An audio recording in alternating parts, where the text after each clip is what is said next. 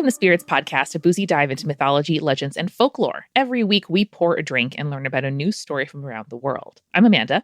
And I'm Julia. Julia, we are one of those podcasts where we're BFFs. Yes. We've known each other since pre-K, kindergarten, and here we are in our mid-30s, living life. Look at that. And one of the duties you have as my best friend is to tell me if a fashion choice I'm making is not good.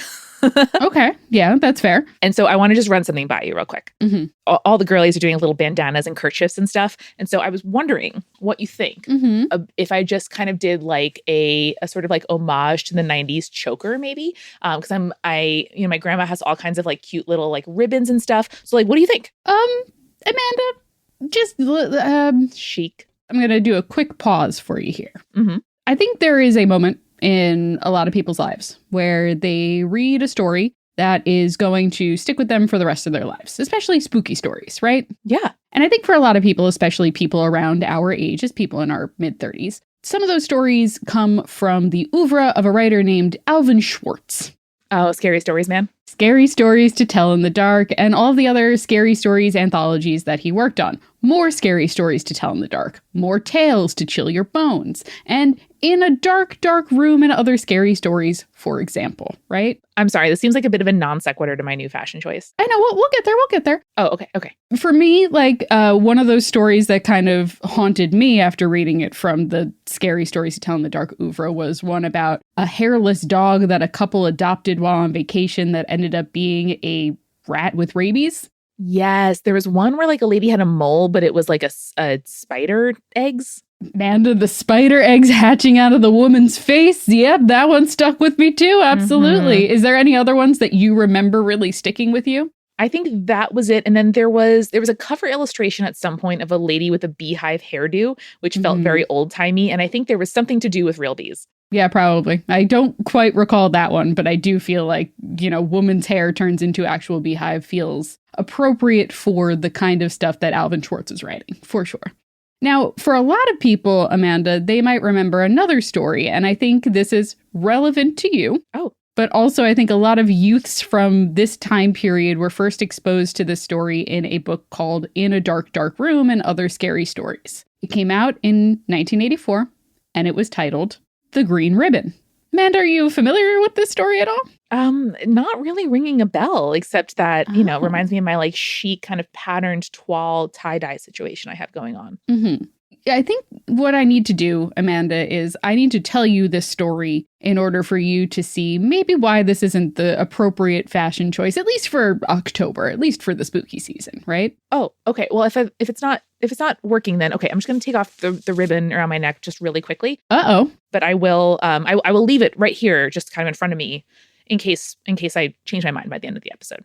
Yeah, okay. So The Green Ribbon, as told by Alvin Schwartz, is about a girl named Jenny who wears a green ribbon and never takes it off. And it's a short enough story that I'm going to read you exactly what Alvin Schwartz wrote, okay? Let's go, primary text. And I feel like you should definitely check this out if you can find it at your local library or anything, because the illustrations are very cute in a creepy way is how I would describe it. As Alvin Schwartz writes, once there was a girl named Jenny. She was like all the other girls, except for one thing. She always wore a green ribbon around her neck. There was a boy named Alfred in her class. Alfred liked Jenny, and Jenny liked Alfred. One day he asked her, "Why do you wear that ribbon all the time?" "I cannot tell you," said Jenny. But Alfred kept asking, "Why do you wear it?" And Jenny would say, "It's not important." Jenny and Alfred grew up and fell in love. One day, they got married. After their wedding, Alfred said, "Now that we are married, you must tell me about the green ribbon." "You still must wait," said Jenny. "I will tell you when the right time comes." Years passed. Alfred and Jenny grew old. One day, Jenny became very sick. The doctor told her she was dying. Jenny called Alfred to her side. "Alfred," she said, "now I can tell you about the green ribbon. Untie it, and you will see why I could not tell you before." Slowly and carefully, Alfred untied the ribbon, and Jenny's head fell off. It hits so good, Julia. So when you were like, "Oh, I'm taking my ribbon off," I'm like, uh-oh, Amanda. Not ready for that. This is an iconic story, Julia. Carmen Maria Machado has done a retelling of this that I highly... Oh, I'll get there, Amanda. Don't worry. Oh, thank God. One of the tropes I love the most in folklore, and something that every time I see a girly wearing a ribbon as a accessory, especially goth girlies, appreciative, I do just assume they're making a reference, and I appreciate that. Hell yeah. So that's the story. That is the end of the story. It is quite short. And this is a wild story that really made an impact on a lot of 80s and 90s kids. And again, this is a illustrated short story that is designed for children. Sticks with us. Shout out to millennials. We are constantly being scarred by the media that we consume. Now, did Alvin Schwartz, Amanda, create this story whole cloth? Green cloth? Is that anything? I would expect not, because it feels like a thing that we have seen in many, many cultures and places. Yes. So the answer is a little bit yes, a little bit no. So first, I think we should talk about the man himself. So Alvin Schwartz, born in 1927, a Brooklyn kid, son of a taxi driver. We love to see it. Mad respect. Let's go. He ended up doing a stint in the Navy, but during that period of time, he became interested in not only writing, but also collecting folklore stories. So he ended up using the GI Bill, shout out, to get a degree in journalism from Northwestern University and wound up working as a reporter for the Binghamton Press for about 4 years. During that time period, he's like, reporting isn't really what I'm looking for. I would much rather be interested in writing books, specifically books for children. I'd love the upstate New York, son of the system, working that GI Bill, working at regional press. I'm liking what I'm hearing of Alvin's story. We love it. So Alvin Schwartz was first and foremost a collector of folklore. We think of him as an author, and that is absolutely true, but many of his stories were inspired by or based on legends from around the world. So his first book, for example, was a folklore book that was written for children called A Twister of Twists, A Tangler of Tongues, which was published in 1972. Cool. Now, over his career, he compiled over 24 books of folklore, specifically for young readers, that explored various different legends in the lens of humor, but also horror, right? For example, he wrote a book called I Saw You in the Bathroom and Other Folk Rhymes, as well as Ghosts, Ghostly Tales from Folklore. I Saw You in the Background and Other Folk Rhymes could also be a under the radar 1930s sort of lesbian pulp novel or short story collection, which so good. Love it. So into it. So in many of the books, he would usually include a section about where the stories come from.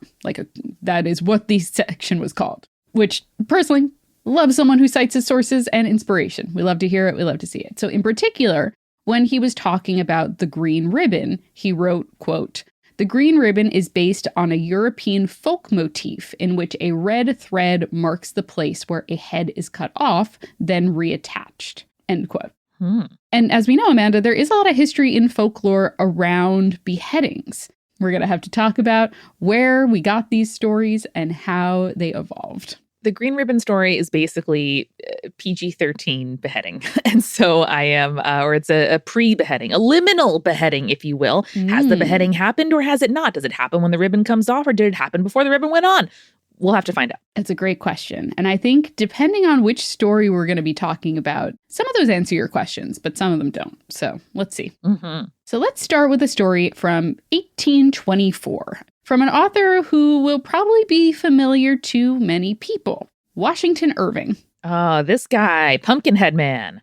Well, this man really loves the idea of headless characters or beheaded characters in general, because if you're not familiar with his work, he is the man that wrote The Legend of Sleepy Hollow. Do you think he had a headless kink? I'm sorry to say it, but someone has to. Someone has to. Someone has to say, Washington Irving, what's up? Why do you want head separated from body so bad? Somebody has to ask it. Do you think he prefers the beheaded head, or do you think he likes the body without the head? Stump. He likes the stump? Okay. Stump. Gross. You're welcome. So he wrote The Legend of Sleepy Hollow, but in 1824, 4 years after he published the story of the Headless Horseman, he published a collection of stories called Tales of a Traveler. Kind of a vague title, I will say that much.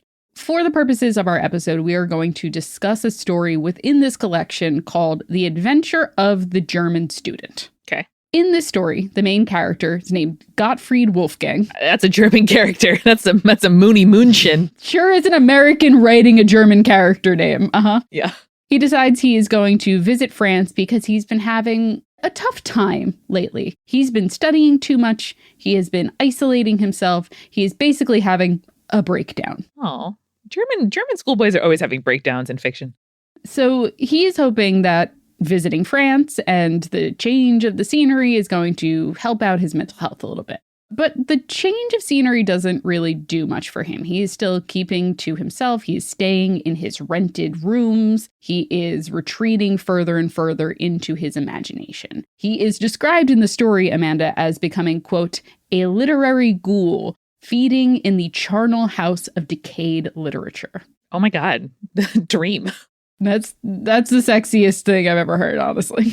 Also, and this is important, Gottfried has decided to visit Paris during, I would say, an interesting period of France's history, because he's there during the 1790s. Do you know what was happening in France in the 1790s, Amanda? Julia, I'm no expert on European history, but I'm going to guess a bunch of beheadings. I'm going to tell you it was the French Revolution. Gottfried is losing it more than a little bit in the story, and on a dark and stormy night, he leaves his rooms and goes for a walk. You know, like you do, it's storming out and you say, oh yeah, time for a walk. Perfect. Love that. You know, I bemoan the time in which we live a lot, Julia, on the show and just in my life. But I do have to just really compliment 2025 on allowing me to play my Switch in bed when I can't sleep instead of taking a walk in the stormy streets of Paris.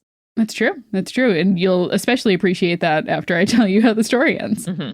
So he goes into the town square where the Madame Guillotine, you know, did you know that was the nickname for the guillotine? They've called her Madame Guillotine. No, but that's incredibly French. Yeah. So she is set up for public executions, right? Great. And on the steps below the guillotine, he comes across a woman. Now, here's how she's described. Quote, her face was pale, but of a dazzling fairness, set off by a profusion of raven hair that hung clustering about. Her eyes were large and brilliant, with a singular expression approaching almost to wildness. As far as her black dress permitted her shape to be seen, it was of perfect symmetry. Her whole appearance was highly striking, though she was dressed in the simplest of style. The only thing approaching to an ornament which she wore was a broad black band round her neck, clasped by diamonds.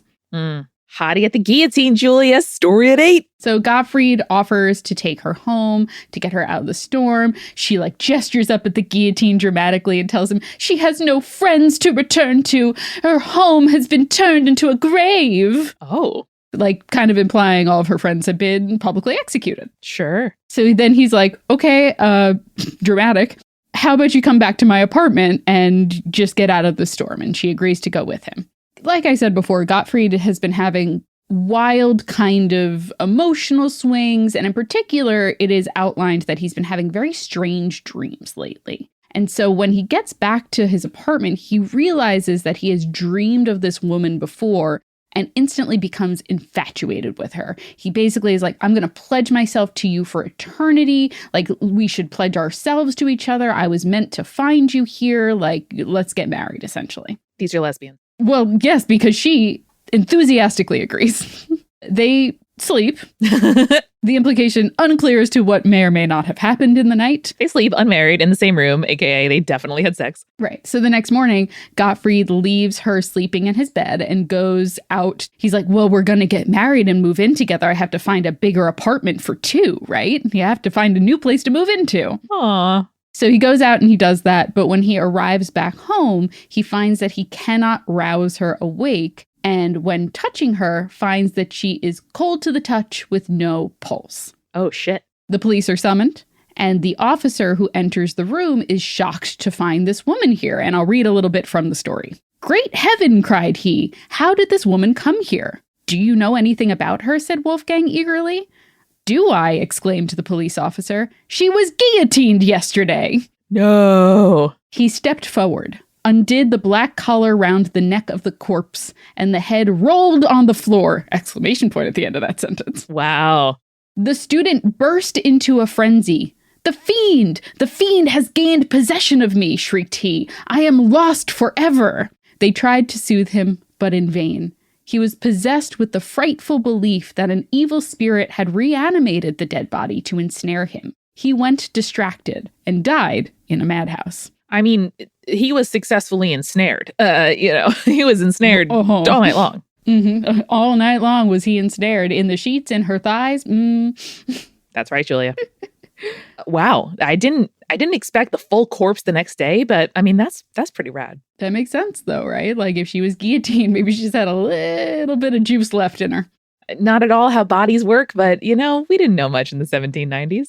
I don't know. It's fine. We saw chickens roaming without heads. And I think part of us was like, maybe. Why not? We know that Washington Irving already was a bit of a ghosty guy. But Amanda, do you think that he created this story whole cloth? No, I think he saw an opportunity to write himself some headless erotica and went for it. I will not disagree with you. I will allow the premise, at least. But he iterated this story off of one that he had heard from the Irish writer Thomas More, who in turn had heard it from an English writer named Horace Smith. It went through the prism of Ireland, Julia, so I'm going to guess that a drowning is inserted somewhere. Didn't see any drowning in the Washington Irving one, so there you go. I don't know. Damn. So Thomas More basically had a correspondence with Washington Irving. And so in telling the story to Irving, even told him in a letter that Horace Smith had been meaning to use the story for himself and probably had already published or written something. Damn. Which was true.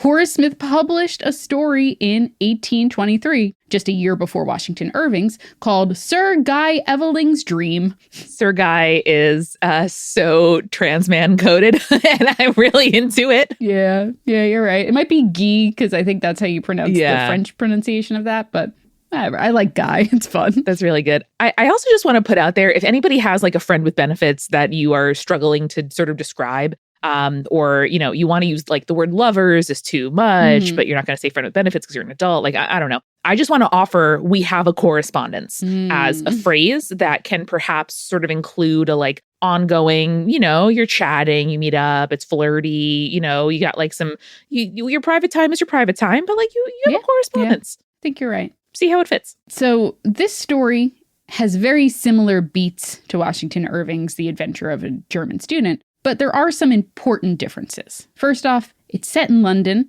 and it is an English gentleman rather than a German student, because, of course, write what you know, I guess, Horace. Mm-hmm. The gentleman is, in fact, a bit of a rake, and when he meets the woman in the story, she is wearing what is described as an, quote, ungainly ruff, as well as a bejeweled velvet necklace. Yeah, there is definitely that common denominator of like simple gown, very expensive necklace. Much like the German student, after he spends the night with this woman and then returns home from a morning errand, he finds her dead. But unlike the Irving version, she is not a victim of the guillotine, but rather, and this is just a like weird kind of English ism, I guess. She is the lover of an Italian ambassador who was hanged for murdering that ambassador. And the removal of the necklace doesn't result in the head rolling away, just that the marks left by the noose are now exposed,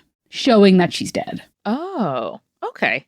Less impact, I must say, but sounds like perhaps he had an ex he was trying to scorn. I think it's that, and I think also you're going back to Washington Irving having his beheading kink. Washington Irving's like, no, it would be better if the head rolled away.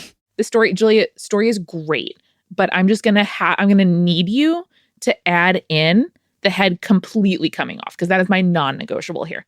I hate that you've made me do this. I truly hate this. Yay, I love you too. So Amanda, Horace Smith, however, didn't pull this story from midair either. But we'll get to where he got the story just as soon as we grab our refill. Let's do it. Hey, it's Julia, and welcome to The Refill.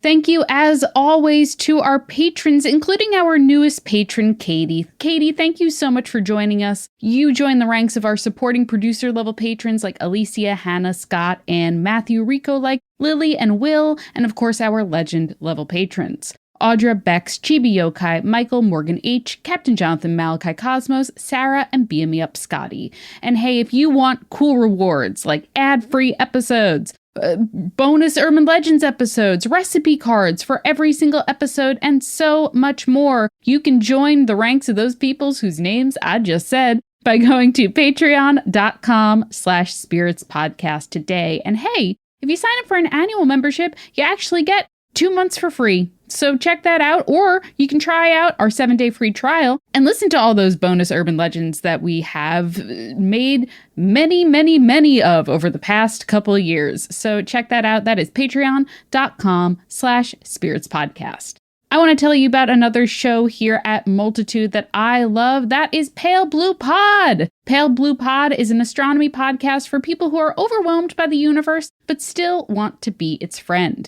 Astrophysicist Dr. Moya McTeer and a new guest each week demystify space one topic at a time with open eyes, open arms, and open mouths from so much laughing and jaw-dropping. I can attest to the fact that there is a lot of laughing and also jaw-dropping because I was recently on an episode of Pale Blue Pod where Moya taught me about telescopes. And as someone who does not have a science background, I got to ask a lot of questions that I thought I knew a lot about. But Moya is so insightful and so great at teaching folks, whether you are an expert in the matters of all things space, or if you're fairly new to space things in general. Check that out, Pale Blue Pod. By the end of each episode, the cosmos will feel a little less, too scary, and a lot more, ooh, so cool. You can find new episodes every Monday wherever you get your podcasts. Check them out, Pale Blue Pod.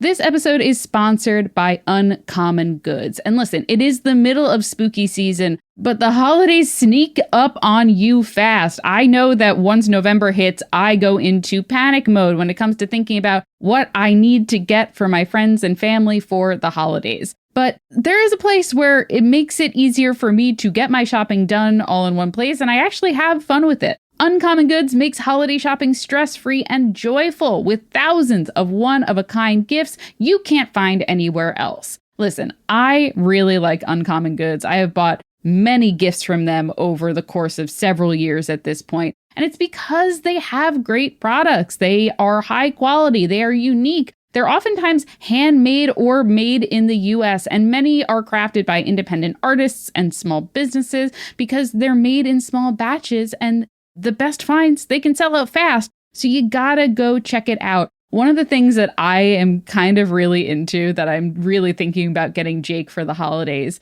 is they have like a custom reel viewer. You remember when you were a kid and you had that thing and you would you hold it up to your eyes and you'd click it and it would show you a different photo and it would go around in a reel? You can make your own with your own photos. So I am definitely thinking about getting that for Jake for the holidays. He loves a very nostalgic, personalized gift, and this seems absolutely perfect for him. And Uncommon Goods has something for everyone, from moms and dads to kids and teens, from book lovers, history buffs, diehard football fans, if you have one of those in your family, foodies, mixologists, avid gardeners. You can find thousands of new gift ideas that you won't find anywhere else. And when you shop at Uncommon Goods, you are supporting artists and small independent businesses. Many of their handcrafted products are made in small batches, so you have to shop now so that, they don't sell out before the holiday season. And with every purchase you make at Uncommon Goods, they give back $1 to a nonprofit partner of your choice.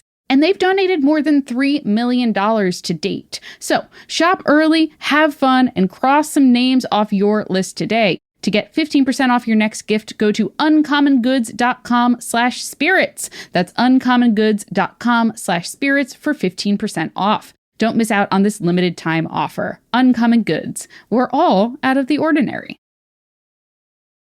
And now, let's get back to our show.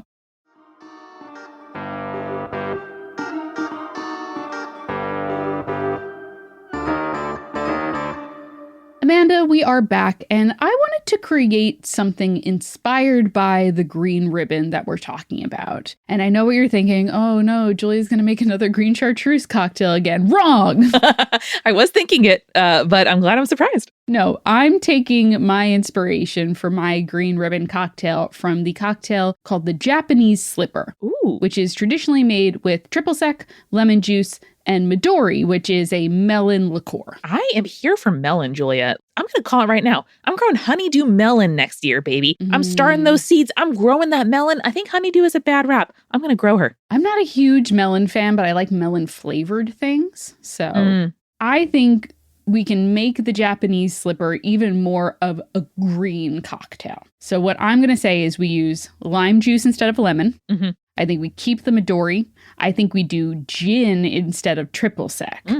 And then I say we add about half an ounce of some like herbal simple syrup, whether that is rosemary or thyme or basil or what have you. Whatever your like green herb is of choice, I think we just add a little bit of that. Yum. Or honestly, some mint. A little mint syrup in that would actually be really refreshing and probably like really like... You know what I mean? Some like cooling aftertaste. Like perhaps, I don't know, feeling the breeze on your newly revealed stump neck. Just something that's going to make it feel extra green. That's all I'm saying. That's what I'm putting out there. That is what is going to be our green ribbon cocktail. So, Amanda, tighten the necklace up. We got to keep going. Okay.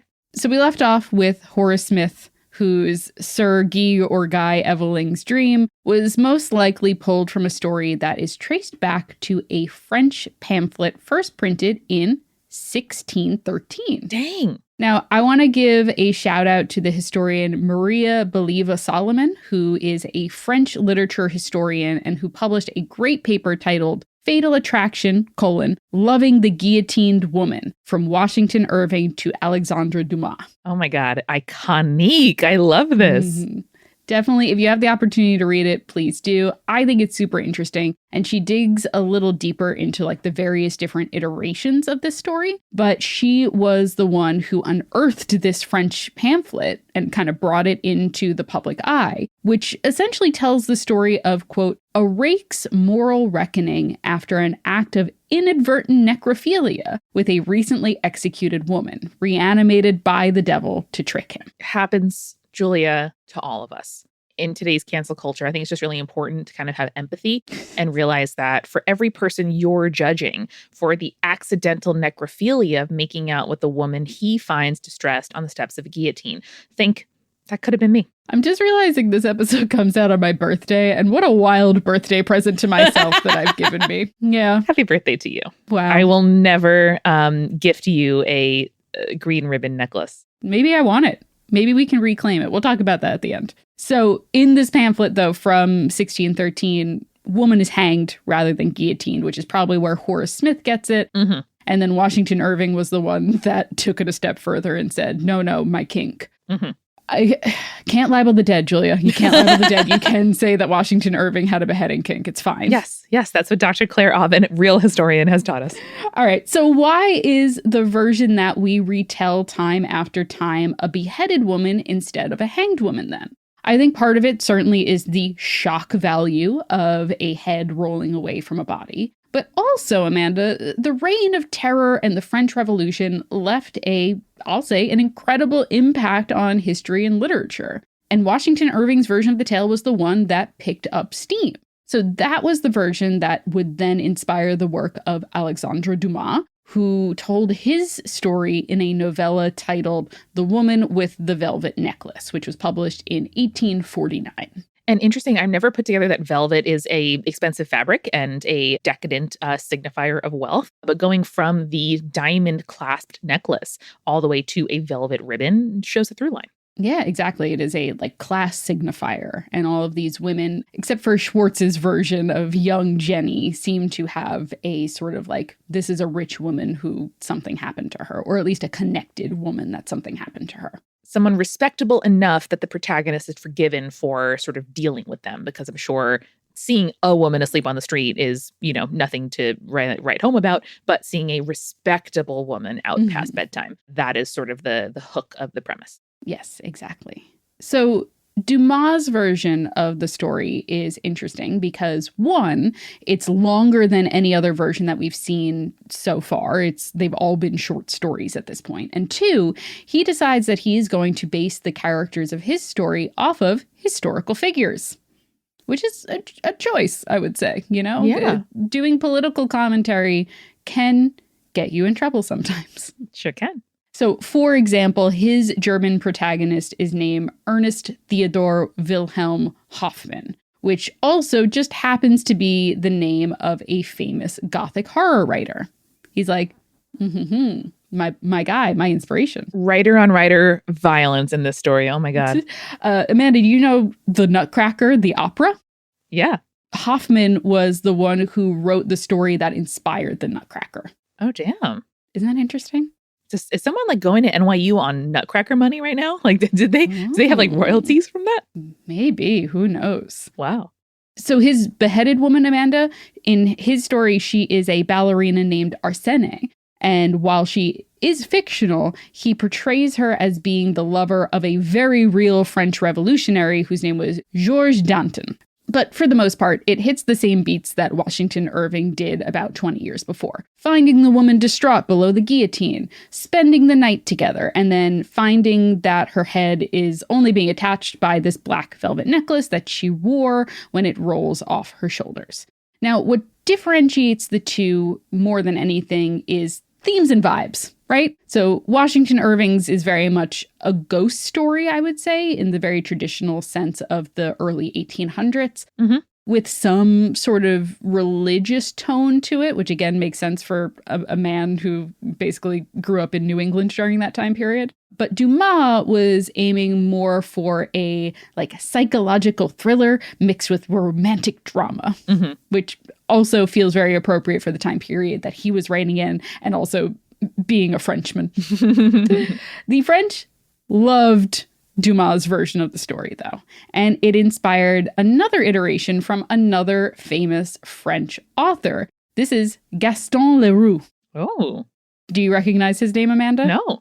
You might know him as the author of the original Phantom of the Opera. Oh, really? Yeah. Not a musical in my canon, but obviously huge impact still being played today. Phantom of the Opera was then adapted as one of the earliest Universal monster movies, where it was played by Lon Chaney. That version was then turned into a separate play, which was then turned into a musical. Yes. But then a different musical was then written by Andrew Lloyd Webber, which is the one that is now running as a interactive musical piece, not on Broadway, but off Broadway, called Masquerade. So a lot of long storyline for Phantom of the Opera, for sure. Deep lore, y'all. I love it.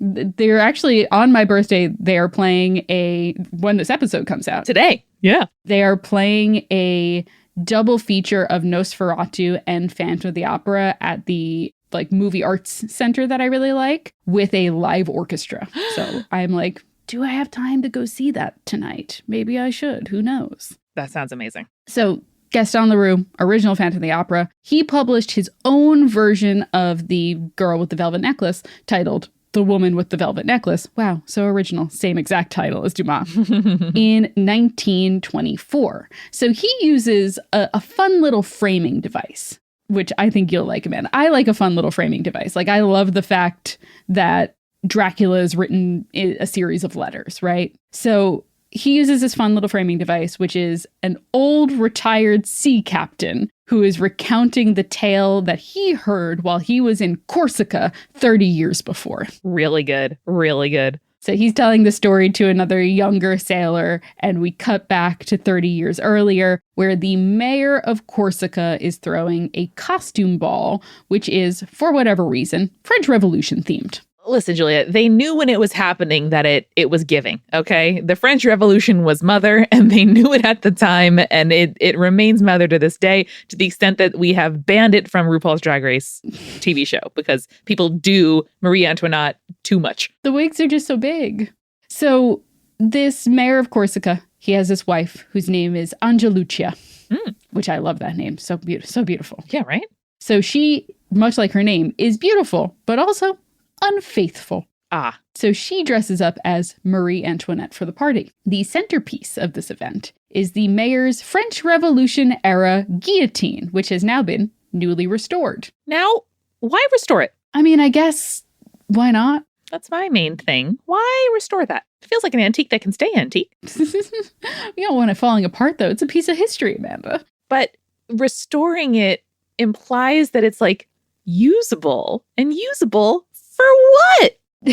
Imagine going to a party, though, and the mayor who's hosting the party is like, welcome, welcome, French Revolution themed party, masquerade. Would you like to see the guillotine? And you're like, excuse me, what is that? What are you talking about? People are like, yeah, let me get in there. Let me try it. So he wants to do a sort of stage demonstration of the guillotine, kind of like a little magic trick situation. And so he's like, nope. Wife, would you like to volunteer for that? And she's like, well, I am dressed as Marie Antoinette. That makes total sense to me. Fucking yoinkers. This is like a guy on a Murder, She Wrote episode who hates his wife and is trying to stage her accidental murder. The mayor, knowing his wife has been untrue, doesn't switch out the blade for the dull blade, the trick blade, and so it slices through her neck.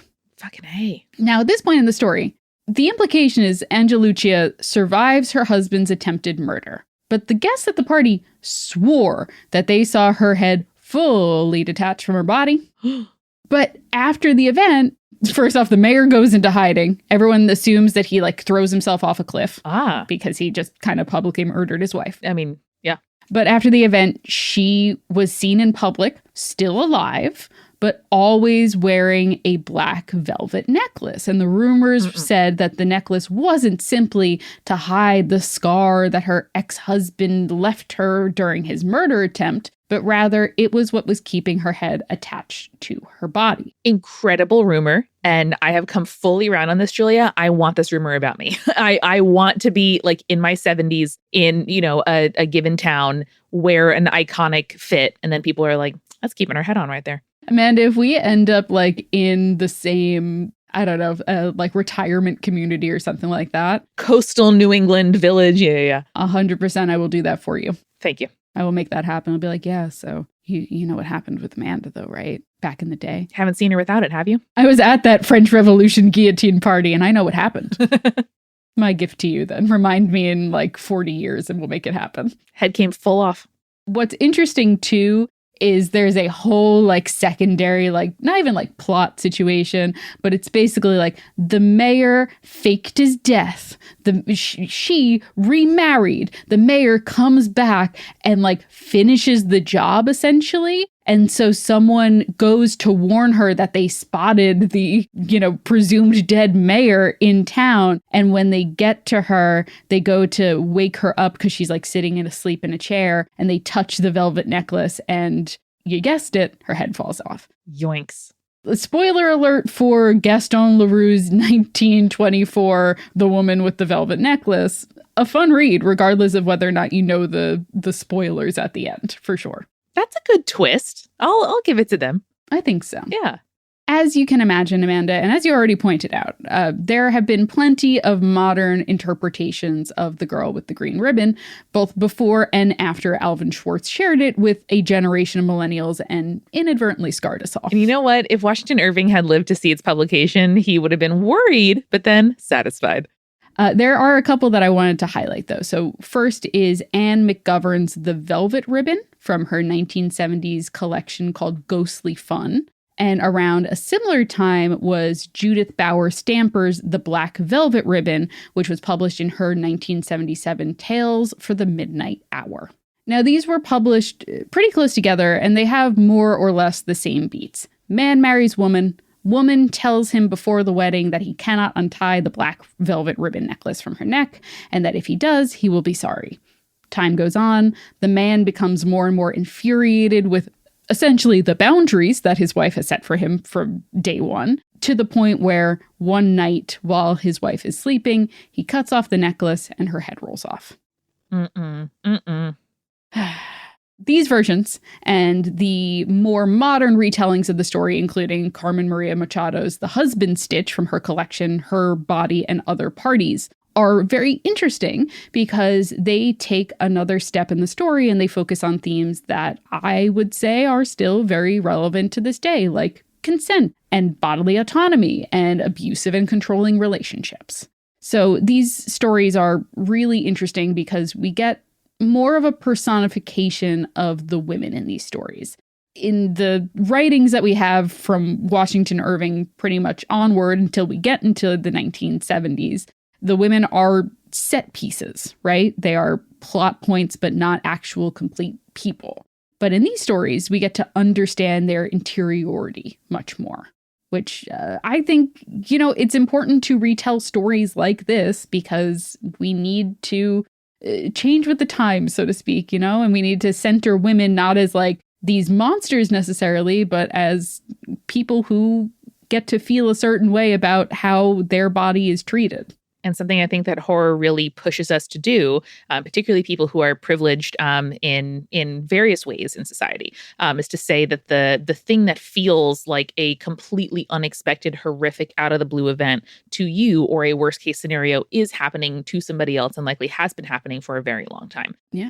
And it is only our privilege and our kind of like social insulation that lets us be freaked out by that and surprised by that instead of seeing it as another reality and another just kind of day in the life. So I love the empathy that horror forces us to take on or invites us to take on by putting ourselves in that scenario so that we can hopefully extend that same empathy to the people in our real life that are undergoing what to us would be a horrific situation. And Amanda, this is to a certain extent why I also really like Schwartz's telling for children, right? So not only are we able to like frame this story for children in a way that they will understand, but like his Jenny is never betrayed, right? She doesn't die because of the actions of the men in her life. She is able to reveal her secret when she decides, and she chooses to do it after living a long life and coming to peace with her mortality and revealing her secret literally only in the last of her living moments. Also, I would say choosing and having some agency over her death, which is something that I think we are really not prepared to talk about as a culture, specifically in the U.S. It's something that I pay a lot of attention to and that I think disability rights advocates have really brought to the forefront of at least my kind of lefty social circles. Yes, absolutely. So part of that, Amanda, I think is why we have been so fascinated by this story for so long and why we have retold it over and over again.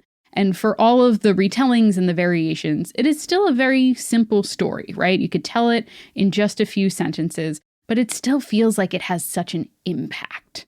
So I think personally, it is our duty to keep retelling the story, to scar another generation of kids, but also to remind them that even if the story is simple, it can have important meaning as well as being, admittedly, pretty fucking scary. And Julia, I can think of no better birthday present and birthday homage to you, my bestie. Happy 33rd birthday.